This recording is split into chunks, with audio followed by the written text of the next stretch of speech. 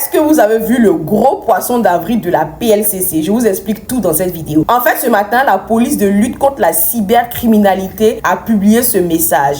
Une nouvelle intelligence artificielle IA serait en mesure d'identifier et d'enregistrer l'intégralité de vos messages haineux en ligne, y compris ceux qui ont été supprimés et indépendamment de votre localisation. Les discours violents qui encouragent à la haine ou à la division pendant une période électorale pourraient être récupérés et exploités à votre encontre. Il est important de respecter la loi. La PLCC exhorte l'ensemble des internautes à faire preuve de réflexion avant de procéder à toute publication et de s'abstenir de diffuser des messages susceptibles de compromettre la paix et la cohésion sociale. Afin d'éviter des poursuites judiciaires, abstenez-vous de publier des discours haineux ou diffamatoires sur Internet. La stabilité du pays en est tributaire, tous responsables en ligne. Le début de cette publication est un gros poisson d'avril. Enfin, tout simplement vous dire que l'IA en fait n'existe pas. C'est plutôt un poisson d'avril, mais le fond du message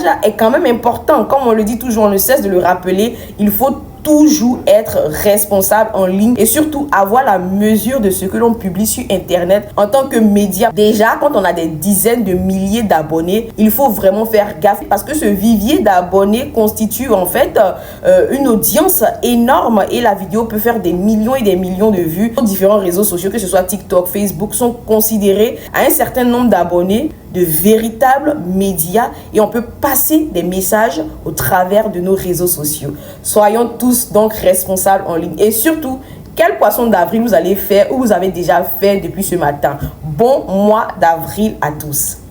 La Côte d'Ivoire est l'un des pays avec le plus fort taux de cas de suicide en Afrique. Le pays se classe 30e au rang mondial et 3e à l'échelle africaine pour le taux de suicide le plus élevé. La descente aux enfers continue. Aujourd'hui, un individu a tenté de se jeter dans la lagune Ébrié. Il a heureusement été sauvé par les automobilistes. Il reçoit actuellement une prise en charge et de nombreux conseils. Ce phénomène de suicide a pris pied dans la capitale économique et est devenu un fait très récurrent. Il fait partie du quotidien des Ivoiriens et est devenu très inquiétant. Pas plus tard qu'hier, on annonçait le suicide par arme à feu d'un jeune policier et aujourd'hui c'est une tentative de suicide dans la lagune Ébrié. Il est plus qu'urgent de tirer la sonnette d'alarme sur les cas récurrents de tentatives de suicide avérés dans la capitale abidjanaise. Je ne sais vraiment pas ce que vous en pensez, mais il est temps de mettre des mots MOTS sur des mots MAUX, dits troubles psychiatriques ou autres maladies mentales. Selon l'Organisation mondiale de la santé OMS, environ 10 à 20% des adolescents dans le monde sont confrontés à des problèmes de santé mentale. La Côte d'Ivoire ne fait donc pas exception à la règle. En 2023, 101 cas de suicide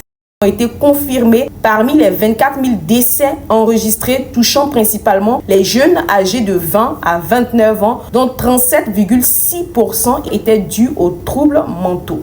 Baisse du prix du carburant en Côte d'Ivoire. Le prix au litre du super sans-plomb passe de 875 francs CFA à 855 francs CFA et celui du gasoil passe de 715 francs CFA à 700 francs CFA. Une réduction de 20 francs CFA pour le prix du super et de 15 francs CFA pour le gasoil sur la période du 1er avril au 30 avril 2025.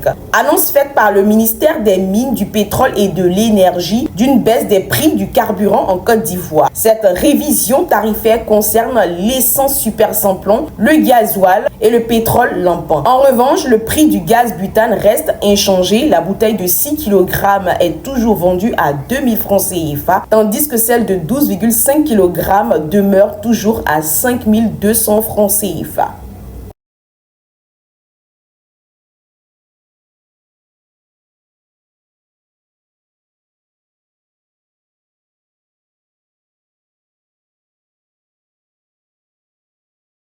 Déclaré persona non grata à Brazzaville, Kémy Séba, l'activiste panafricain, avait été interpellé puis relâché dans la foulée. Son arrestation survenue ce lundi 31 mars 2025 alors qu'il s'apprêtait à donner une conférence de presse sur le franc CFA. Ce dernier réagit à sa libération. Il remercie ses ennemis d'avoir fait la publicité autour de son thème. Fin de citation. Kémy Séba, déjà libre après son arrestation et l'interdiction de la conférence sur le franc francs CFA. Un nouvel update sur l'arrestation de Kemi Seba après son interpellation et son interrogatoire par la DST. Kemi Seba a été expulsé aux environs de 16 h de la capitale Brazzaville vers la capitale Kinshasa par bateau. Cette arrestation fait partie d'un trajet tumultueux. Kemi Seba, fréquemment arrêté ou renvoyé de divers pays africains. Ces discours jugés extrémistes pour certains suscitent de vives réactions. Il souligne les frictions liées à l'influence française sur le continent africain. L'avenir des conférences de Kemi Seba sur le continent demeure incertain. Les autorités africaines accordent une attention particulière aux activités de l'activiste